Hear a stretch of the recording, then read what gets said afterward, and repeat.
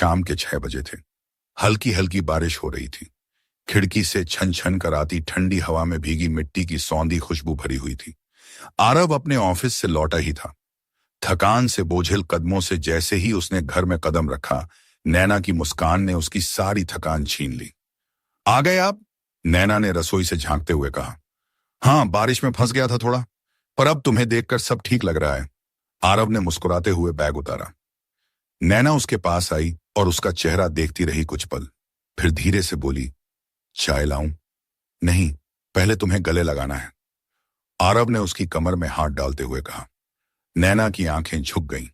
ये 7 साल की शादी के बाद भी जब आरव उसे ऐसे देखता था, उसका दिल धड़कने लगता था। वह धीरे से उसकी बाहों में सिमट गई। बहुत मिस किया तुम्हें आज, आरव ने उसकी गर्दन में चेहरा छुपाते हुए कहा। मैंने भी। नैना ने हल्की सी सांस छोड़ी। आरव ने उसे धीरे से पास की दीवार से टिकाया और उसके गाल पर होंठ रख दी। नैना की पलकों ने जैसे इजाजत दे दी हो, वह उसकी बाहों में ढलती चली गई। बारिश अब तेज हो चली थी। बाहर बिजली कड़क रही थी, पर अंदर एक अलग ही गर्माहट पनप रही थी।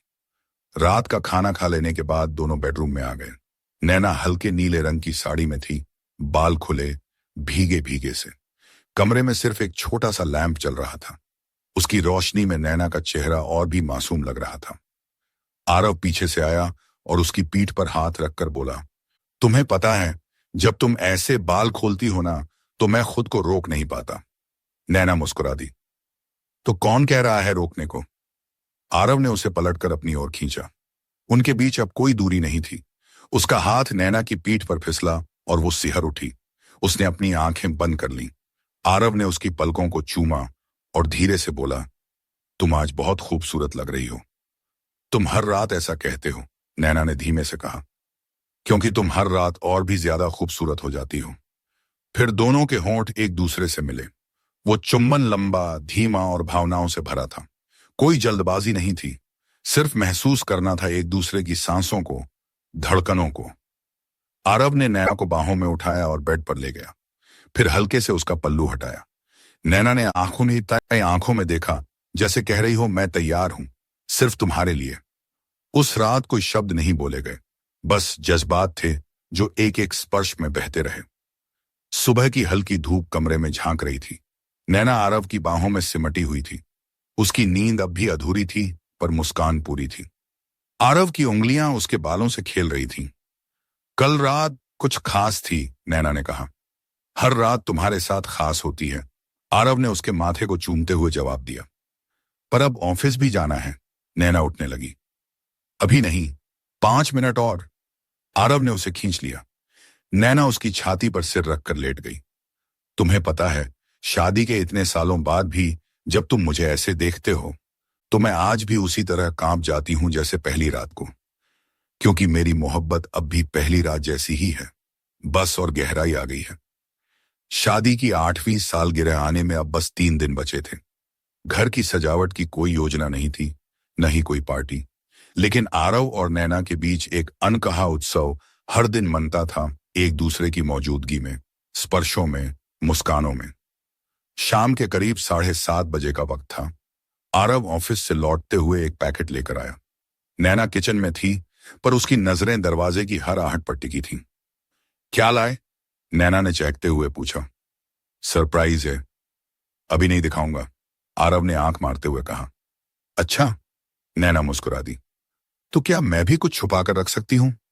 तुम जो भी करो, मेरा दिल तो वैसे भी तुम्हारे पास गिरवी है। नैना की मुस्कान में एक शर्मीलापन घुल गया। रात को खाना खाने के बाद जब आरव लैपटॉप पर कुछ काम निपटा रहा था, नैना चुपचाप अलमारी से कुछ निकालकर बाथरूम में चली गई। करीब 20 मिनट बाद जब वो निकली, तो आरव की नजरें वहीं अटक गईं। नैना ने हल्का लाल रेशमी नाइटी पहन रखी थी, बाल खुले थे और होंठों पर हल्की सी लिपस्टिक थी, बहुत ही कम, लेकिन बहुत ही असरदार। ये सब आज अचानक? आरव ने उठते हुए पूछा। शादी की 8वीं सालगिरह से पहले कुछ खास करना है, नैना ने धीमी आवाज में कहा। तो फिर? आरव उसके पास आया। मैं भी अपना सरप्राइज दिखा दूं। उसने बेड के पास रखा पैकेट खोला। उसमें एक छोटा सुंदर म्यूजिक बॉक्स था।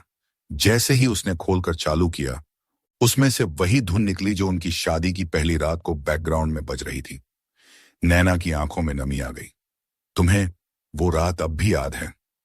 हर पल याद है नैना।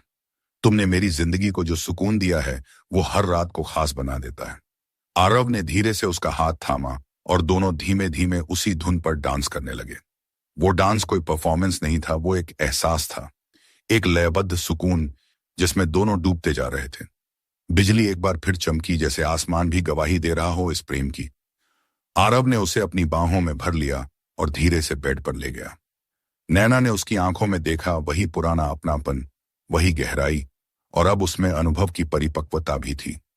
उसने खुद को आरव के हवाले कर दिया। उनके स्पर्शों में अब सिर्फ उत्तेजना नहीं थी, वो अपनापन था, सुकून था और एक विश्वास जो सालों में पनपा था।